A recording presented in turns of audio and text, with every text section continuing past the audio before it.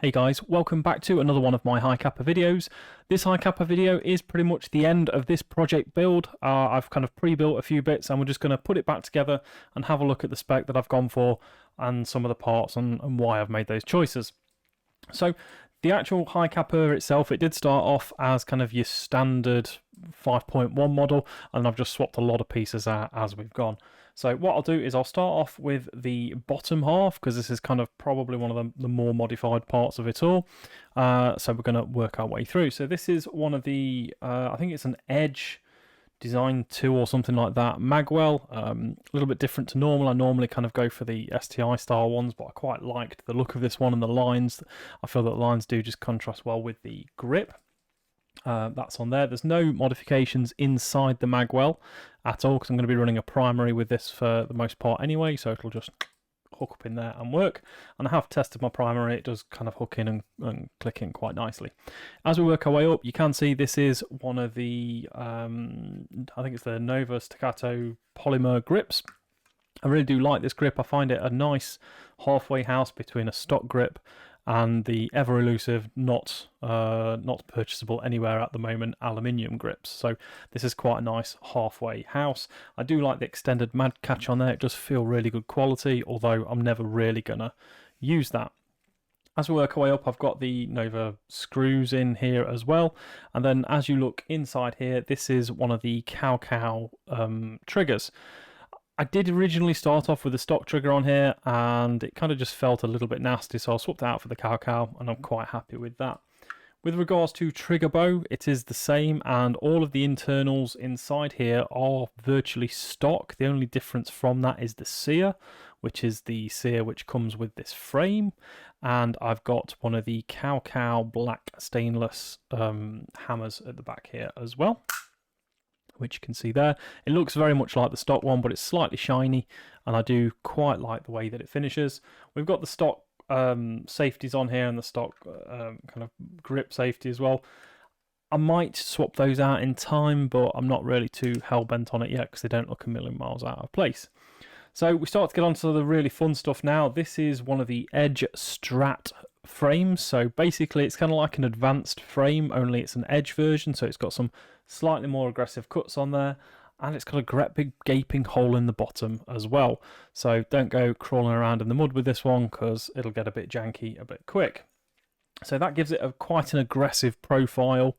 The cutouts aren't to everybody's likings. When I actually ordered this frame, I didn't realise it had got the hole in the bottom, and then subsequently noticed it and went, oh, it's not going to look very good, and then actually it's finished up quite well.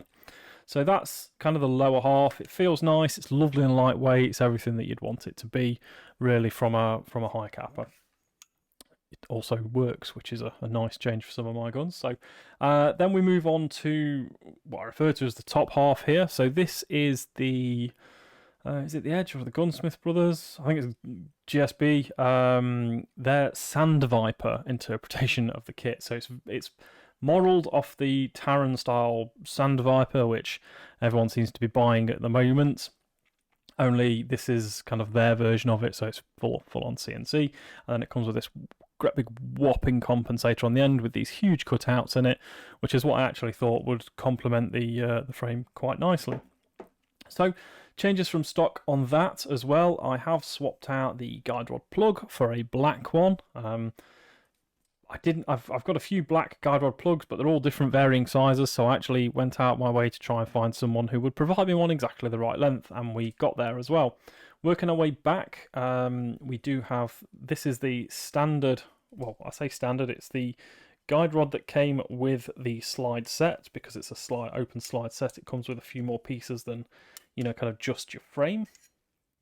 I've got that together because I've been taking some photos of it. Just release that. So this is an AIP 120 recoil spring. That's loose, which isn't good.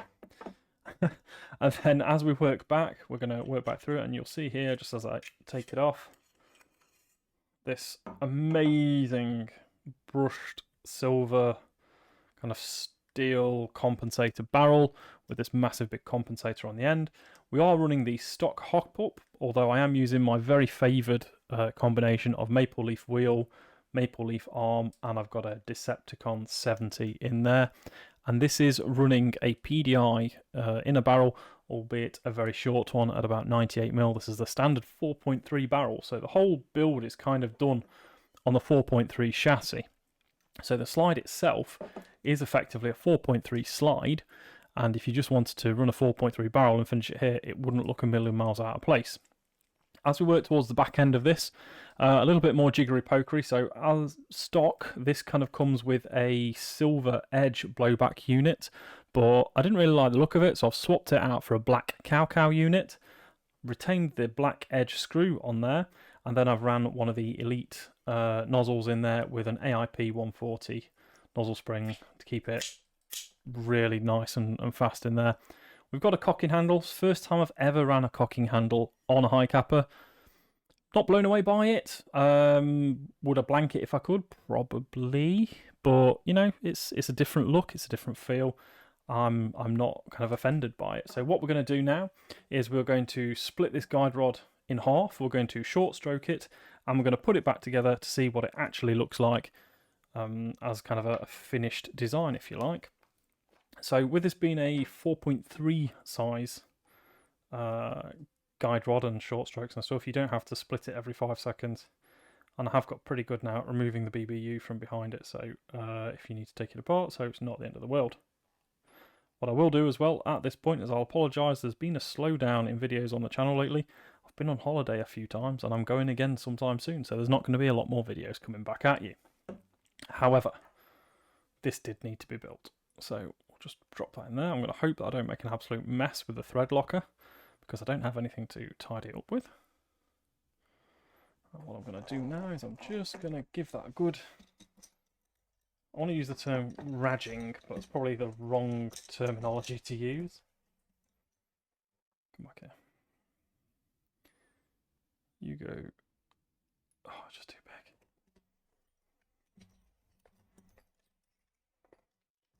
I had everything laid out that I thought I was going to need, and obviously it needed more than that.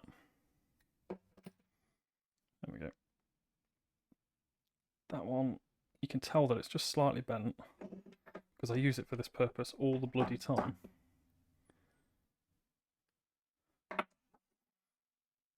Jesus. There we go. So, bit of a twist, lock them up tight, job done. Out you come, out you come. Shift all that crap out of the way over there. So, going with my favourite FrogOs here as well. I'm going to stand that up and hope that it stands.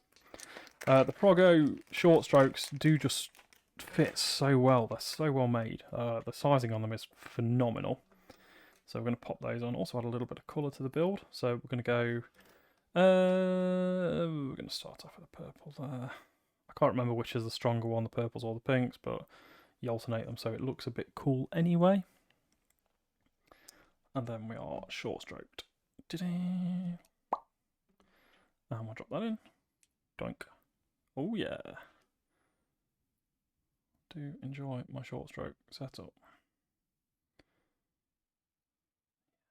I do. Right, let's drop that onto there. Pull that together. Nice, nice, nice. And let's just drop that through there.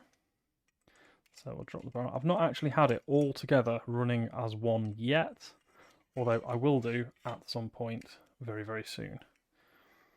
I have done a few test shots without short strokes and with various other bits as I've been building it, because I've kind of gone for a considered build. Because I've not been doing it on camera, it's meant that I've kind of took my time and done a few more things with a bit more diligence than what I normally would do. Which, again, makes a very nice change for one of my builds. There we go. So we're short stroked, we're in. This outer barrel, as you can see there, is kind of fairly striking in its appearance there. I was tempted to put a much longer inner through in silver as well, just to kind of follow this through. I might do that depending on how the FPSs go. Truth be told though, as a CQB primarily gun, it's never going to need high FPS, so I'm not so sure about doing that. So what I'll do, I've got a tad of oil just on here anyway. I'm just going to put a little dobbin more here, there, here, there, here, there, ding, ding, ding, ding. push that onto there, just so it runs nice. A little bit of lube never hurt anyone. You can just see at the back there as well, the CowCow really does aid it looking very black. So there we go, look at that, boom. And then we'll pull that back. Oosh. Drop that in. One of the reasons for keeping the silver guide rod there is you've got this double kind of silver. And then I'll just flip this over just so you can see. We do have nozzle stiction as well.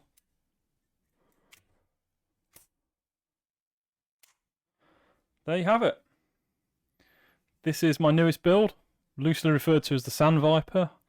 I very much like the blackout look. I'm not sure if I'm going to get this done in black yet. I might just get it Cerakoted black. Not too sure. I quite like it with the slightly standout kind of outer barrel in there as well. It's very light. That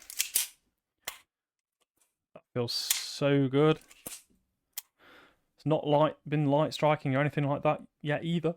And in general, I really can't wait to start using this thing in the CQB zone. So there we go. We have another new build completed. And yes, we have sold a few of the old builds. Thank you very much if you made it this far into my video. Please do hit that like button. Please do drop me a comment if you like it. Please do drop me a comment if you don't like it. Tell me how I can improve this a little bit. And as always, please do join me on my YouTubing journey. Hit that sub button and subscribe for what is usually weekly no clickbait content. Admittedly, we are a little bit off pace at the moment, but it's only because of the summer holidays. Thank you very much, guys, and I will catch you in the next one.